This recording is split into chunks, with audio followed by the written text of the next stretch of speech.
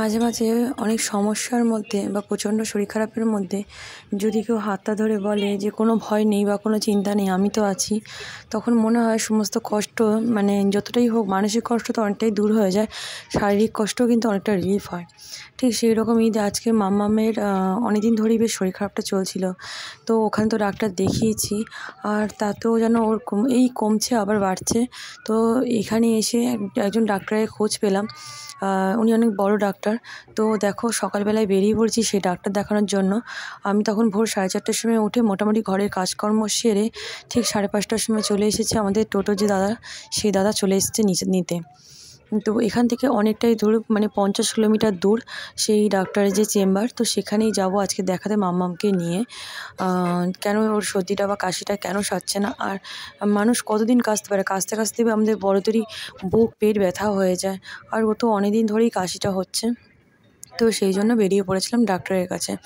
তো যেতে যেতে ভাবছিলাম কী বলবে, জানি না ডাক্তার কী বলবে কি না, কেমন হবে, কেন ফার্স্ট টাইম আমি এখানে ডাক্তার দেখাচ্ছি। এর আগে আমি ডাক্তার দেখাইনি। সকালবেলায় জানো তো ভালোই মেঘ করেছিল আর কুয়াশা ছিল বলে মাম্মামকে এইভাবে জড়িয়ে ধরে নিয়ে যাচ্ছি যাতে ঠান্ডা হাওয়াটা যাতে না লাগে, ওর এমনিতেই কাশি হয়েছে। আর এখানে যেন মুরগিগুলো ঘুরে বেড়াচ্ছে গ্রামের, আর মাম্মাম দেখেই বলছে চিকেন চিকেন। তো আগে তো হেন বলতে, এখন দেখি চিকেন চিকেন করছে, দেখে বুঝতে পেরেছি ওইখান থেকে ওই মুরগি থেকে আমরা চিকেনটা পাই। তো যাই হোক, এই দেখো আমরা পুরুলিয়ার বর্ডার কিন্তু ক্রস করে বাঁকুড়ায় ঢুকে পড়েছি। তো এখন আমরা যাচ্ছি, আর বাঁকুড়ার দিকে রাস্তাটা না একটু এবড়ো খেবড়ো বলে একটু আস্তে আস্তে টোটো দাদাটা চালাচ্ছিল। রাস্তাটা খুব একটা ভালো ছিল না, তো সেই জন্য যেতে মোটামুটি 1 ঘন্টার বেশি কিন্তু টাইম লেগে গেছে আমাদের টোটোতে। তারপর যাওয়ার সময় ভাবছিলাম ডাক্তারকে কী বলবো আর না বলবো। আর তারপর যখন ডাক্তারের কাছে গিয়ে পৌঁছালাম, তো সত্যি কথা বলবো, আমার কিন্তু ভীষণই ভালো লেগেছে ডাক্তারবাবুকে।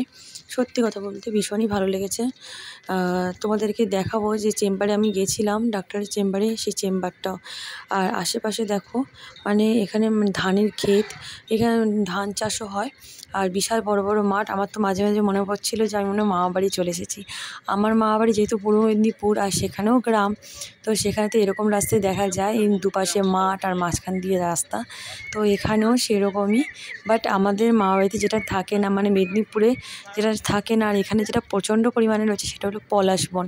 আর এই সময়টা কিন্তু পলাশ ফুল খুব ফোটে পুরুলিয়াতে, আর এখানে অনেক পলাশ গাছ আমি দেখতে পেয়েছি। খুব ভাল লাগছিলো, এত পলাশের বন যে কী বলবো।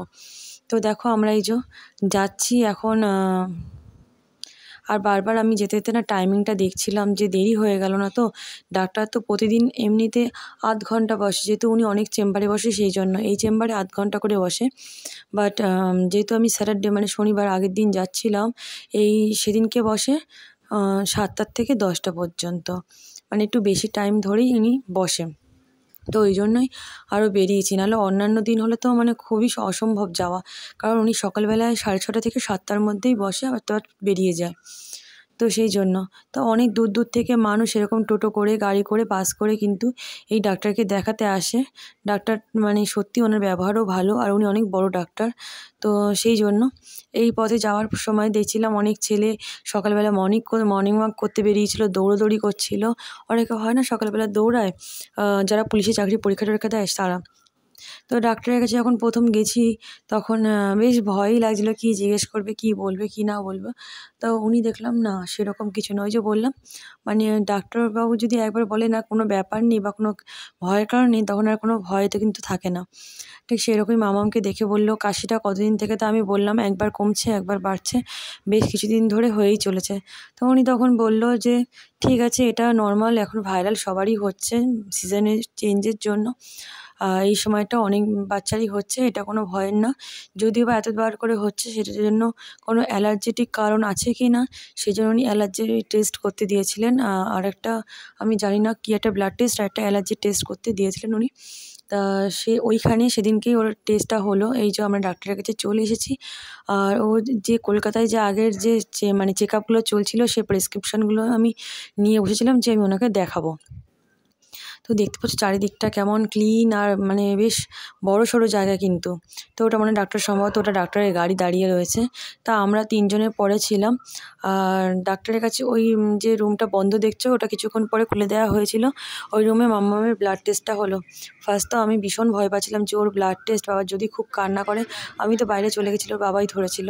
তো ওরা কাঁদেনি এত, মানে সবাই এত বলছে এত ভালো এত ভালো, একটুও কাঁদেনি যে ওর ব্লাড নিল 2 শিশি, মানে দুটো টেস্ট হবে সেই জন্য একটুও কান্না করেনি বলে বাবাকে বলছে ঠিক আছে আমি তোমাকে বিস্কুট কিনে দেবো, চকলেট কিনে দেবো, তুমি যা চাইবে তাই কিনে দেবো। তো যাওয়ার সময় টোটোর ওই সাইডটায় আমি বসেছিলাম মানে, আর আসার সময় দেখো আমি এই সাইডে মানে জায়গা চেঞ্জ করেছি, যেহেতু ওই সাইডটাতে কিন্তু মানে সিটটা একটু সরু থাকে। তো আসার সময় না আমার ভালোই কোমর ব্যথা হয়ে গেছে। তো যাওয়ার সময় আমি ওই পেছনের সিটটাতে নিজে একা একা বসেছি। তো এই যে রাস্তা কিন্তু অনেক বড়ই, আর দেখেছো মানে কি বলবো অনেকটা রাস্তা। এখন যে মানে আসতে যতটা টাইম লাগছিল, যাওয়ার সময় মনে হচ্ছিলো এই তো এসেই গেলাম, মানে বেশ কিছুক্ষণের মধ্যে এসে গেলাম, খুব একটা টাইম তো তেমন লাগলোই না। তো সেই রকম যাওয়ার সময় খুব টেনশানে ছিলাম, আসার সময় টেনশান ফ্রি কিন্তু অনেকটাই হয়ে গেছিলাম। তো বাড়ির কাছাকাছি চলে এসেছি। আসার পথে মাম্মাকে দুটো বিস্কুট কিনে দিলাম, কারণ সকালবেলা কিছু না খেয়ে কিন্তু ও বেরিয়েছিল সেই জন্য। এখান থেকে একটা দোকান থেকে দুটো ক্রিম বিস্কুট কিনে নিয়েছিলাম। তো খেতে খেতে আসছিল, যেহেতু 1 ঘন্টার রাস্তা বুঝতেই পারছো, তো সেই জন্য। আর ওর বাবা এখন ওকে ধরে নিয়ে বসে আছে।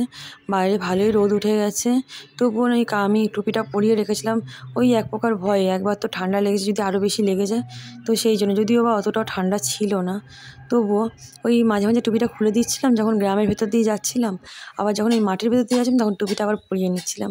তো ফাইনালি বাড়ি এসে গেছি, মামাকে খাইয়ে দিয়েছি আর ওই এখানটা ঘুরে বেড়াচ্ছে। আর এখানে তো ঠাকুমা দেখো মানে বাগানটা পরিষ্কার করে দিচ্ছে ওর খেলার জন্য।